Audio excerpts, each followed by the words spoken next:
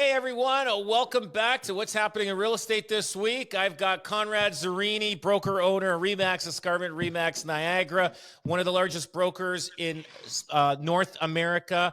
And he is. And we've got Brian Hogben here, Mission 35 Mortgages. He does it better than the banks. I've been seeing his billboards all over Niagara and Hamilton, Halton. So he's doing a good job. And so, guys, my name is Rob Golfi with REMAX, the Golfi team, and we've got a power session right now. And I want to talk about we'll just talk about the stats just a little bit, but I want to talk about real estate wholesaling. We had one of our clients. Are you finding people are calling? Yeah, we've had two in the last week. Yeah. Really? The slow market brings these creatures out. Yes. Yeah, the scumbags are coming out. So what do you want to talk about first? A little bit of the stats or the wholesalers, or what do you want to do? Let's talk about the wholesalers, then we'll end up on a high. But yeah, let's talk about these wholesalers. Rob, you were brilliant to bring this topic up. This is so smart because it's starting to come, right? They just, oh my God, they're like little cockroaches. Like, when the lights turn out. But here's the problem. I know. So there's this. I guess these people from London, they're calling people in Hamilton, Niagara, and I don't know how they're targeting or whatever. So they contact one of my agents and said, no, they didn't contact the agent. They contacted the seller. Directly. Wow. They contacted the seller directly because they know most agents are going to say F off on these guys and go someplace. Go back to the US and take that weekend course and deal with it there. And so you know how these guys, they take a weekend course now. Totally. They could do wholesaling. They're a wholesaler. So wholesaling, just to give you an idea, the description of wholesaling, I think I've got it written down here someplace. It says wholesaling in real estate is when someone, the wholesaler, puts up a property under contract, usually at a discounted price from a motivated seller, and distressed properties, foreclosures, or people needing a quick sale. Instead of actually buying the property themselves, the wholesaler then assigns or sells that contract to another buyer. Now, this guy obviously has taken a course in the U.S., because this happens a lot in the U.S., and he thinks he can do it here.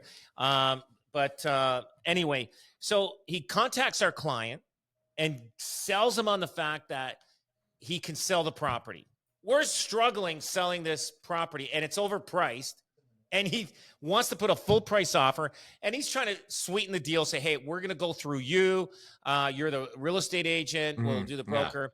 And I'm like, I'm not sure if I like that idea. First of all, he wants to, these are the conditions. He wants to put, 30 days, a conditional 30 days from the date of acceptance, closing date, 90 days from the date of acceptance, agreement must be assignable, deposit to be provided after 30 days upon becoming firm. There you go. These guys have no money. And I can't believe, like, people, consumers, oh, another sale. Where am I? Who's got another sale? So anyway, so they almost convinced my guy. We said, if you're going to go with this, we're canceling the listing. You can go with them. And we're not interested in dealing with anything whatsoever in regards to this wholesaling. This is just, there's no way they're going to grab another buyer. There's no way. Secondly, this opens up a whole can of worms for financing as well, too. We saw this in COVID quite a bit with new constructions, right? So people would assign these new constructions on the way up. But what ends up happening on this side here, too, is most lenders, banks will only finance the purchase price, the original purchase price. So if you, in this case here, the 300, like if you assign it, the guy buys it for 320. They got to come up with the 20. To whatever the down payment. What we're seeing is there's another group out of Windsor, as a matter of fact, too, and they're going after everything, not just residential. We're seeing a commercial land, industrial land. They're looking at days on market. They're following how many days on market. The longer it goes, the more. So we've had two instances. One where somebody did it before we listed it, sold it to the wholesaler before we listed it, and then this wholesaler comes on and says, hey, wait a minute, I got this property tied up for 30 days. Like you just said, 30 days conditional on their investors, approving it, right? So that's how they have it. Conditional on their investors are like, what? 30 days? Yes. Like, are you insane? Anyway, and then the other ones are that they see these pieces of property that, can't sell. And you know what? They are aggressive. They do call up the sellers. So I think, you have to pre-educate your sellers to this and tell them what's going on. But the mechanics of it is, they're tying these things up, hoping for a sale. And like you said, to your point too, Brian, like I don't even know the person buying it, what they're getting it at, but they're aggressive and they negotiate pretty good prices when they're buying. Yeah. Wow. Well, Well, these guys wanted to come in at full price on this house. They wanted to come in full price. I'm like, we're looking, trying to get a price reduction of like $50,000 to $100,000 on this. This is a $550,000 house, and they're looking at writing an offer. And I even said to the seller, I said, well, that's the play. Go right Tie ahead, it up. but you know what? If they do have somebody, they're going to beat you up on the price. Yeah. I said, yeah. Well, and they're never going to compete with your marketing, right? Like, how can a wholesaler compete on the marketing? No way. You're going to have. Yeah. That means your property's tied up and it's being marketed to a smaller. And they come back for a haircut, unless and they're probably screwing those people over also. Yeah, absolutely, absolutely. So I looked at the positive and negatives here. So wholesaling in Canada, it says Canadian real estate laws are stricter about assignment sales, transferring purchase agreements to another buyer. In most provinces, only licensed realtors can legally market or advertise properties they don't own. If you wholesale without a license, you risk being fined for trading in real estate without a registration. This is what these guys are doing. Now, assignment sales are legal, but the original seller usually must give consent. In Ontario, many builders now restrict or heavily regulate assignments of pre-construction condos because of past abuse.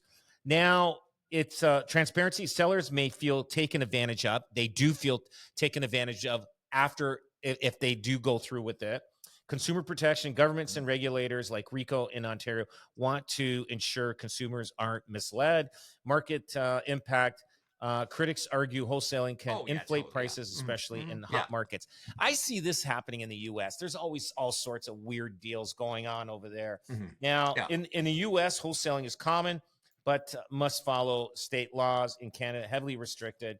So, guys, why are these guys they're looking at? Aren't these the same guys that will buy your home for cash and they buy it for way under?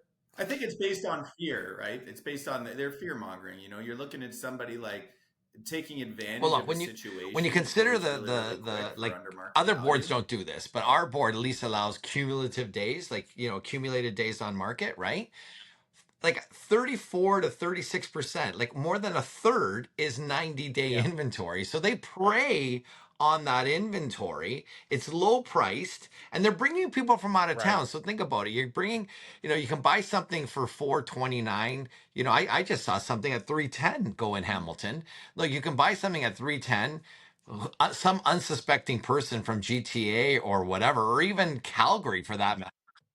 Exactly. They don't know 310,000 and it looks or Quebec or somewhere outside the province. And they mark it up 400 grand and Bob's your uncle. And they don't have to close. They don't pay land transfer tax. And they just sell the contract. So it's it's terrible because they're preying on the fatigue of sellers right now that will do anything to get rid of their house. Yeah. And I think those ones are very, very tough to close. Like, just because there's going to be an appraisal triggered on those properties. And to your point, Conrad, like they got to be praying. Their investor pool has to have really deep pockets because if they try to flip it for 400 and the appraisal's at 310, you might be getting 80% of 310. Yeah. So you got to put down almost 150 grand just to make that deal work. So they have the financing, and this is what we've seen. They have the financing ready to go, and it's private financing at like 10%. this is when they put their arm around the guy, say, don't worry about it. We'll get it closed. Your bank turns you down, and then you have no other opportunity, or else you're gonna, we had one of these that fell apart, and the seller is just beside themselves wanting to sue these people like you have no idea, and they're just like, it's a shell company, and you got nothing, and so now the guy's coming back because he got scared. The buyer, the buyer that bought the option, he got scared and he's coming back. He's going to pay it and he's going to get their financing just to put the deal together because he's worried he's going to get sued by them, by the wholesaler. Yeah. Oh, for sure. For sure. Oh, yeah. No kidding. So isn't this the same thing that happened? Like, you know what, Conrad, our parents would say people bought swampland in Quebec. They didn't even know what they were buying. Isn't this the same thing? Like, and they had even up in Grimsey Mountain, they were selling land. It was landlocked. Like literally, like, I don't know if you know about that. They were landlocked, like literally properties were all around it, just vacant land. In the 70s, Grimsey the Mountain. 70s, and people have them. They bought these things like 40 years ago, 50 years ago. Yeah, and the land is only worth to the owner of the land beside it. And if he doesn't want it, he's like, and you can't even get to that land. So I don't know how they even got to sell these little parcels of land in the middle of everybody else's properties. But this is what people get screwed over. You buy something and it's all this good dream. Ironically, making money and just somebody just for the call, like there was a landlocked piece of land, and there was quite a few inquiries. It was listed below 100,000, and quite a few inquiries. People threw in offers, low balls, and you know what? It ended up selling over list, but under 100. But still, like, you don't even like. I don't know what people love land and what have you. I guess if it's a certain price, and I guess you can go visit it. I don't know. Maybe go hunting on it. I don't know. You can hunt rabbits on it. I don't. Yeah, you got to parachute through somebody's backyard. If you could sneak in at night to go to the property and go hunting, you'd be surprised. But again, it was the same thing. Father bought it in the 70s, and like it was worthless then, and now it's still worthless, and they're just trying to clean up their estates. We're seeing a lot of that. Lots. Yeah. Yeah. When it comes down to like what you said, Conrad, like you need a trusted team around you, because if you have one person that maybe made an innocent mistake on something, the mortgage broker is going to catch valuation and appraisal, and the lawyer is going to catch something as an issue too, right? So when you have a trusted team around you, this stuff doesn't happen. Yeah. But when you have my good buddies over here, like you said, and you're really being controlled, if it's too good to be true, it usually that's when the problems occur, and that's when you should probably ask some questions then too. Yeah. Mm-hmm. Yeah. You know what? And that's why you got to go with the trusted brand, like us with REMAX and Mission 35. We're not going to mess with our license. We're not like you know what I mean? Like we're full-time realtors and full-time mortgage guys, and we are not going to screw around with that. So it's always good to go and listen, get a second, third opinion. If somebody's approaching you on this and they're trying to sell you on the fact, listen, it's a pipe dream. It's not going to happen. It's not going to happen. So we got a few minutes left. The market this past summer, looks like there was a little bit of a in some areas. June, July kind of was a little softer than. Yeah, no, you know what? It's interesting. Like all over, in August in some areas. If you look at the month to month, we've seen steady increases from April because it was such a delayed spring, right? So April and then May, and then so the only month that we've seen a little bit of comeback, maybe like less than 2%, is from July to August. Okay, but that's typical. That August is a funny little month. Unless, and the other thing too about the month is there's no announcements ever in August, so we don't get that spur like that. Oh my God, they're gonna drop. I got to get in, or they're gonna pause. This is the end. So August has got its issues for lots of reasons, right? You know what I mean? Kids going back to school, all kinds of stuff. So there's not that urgency.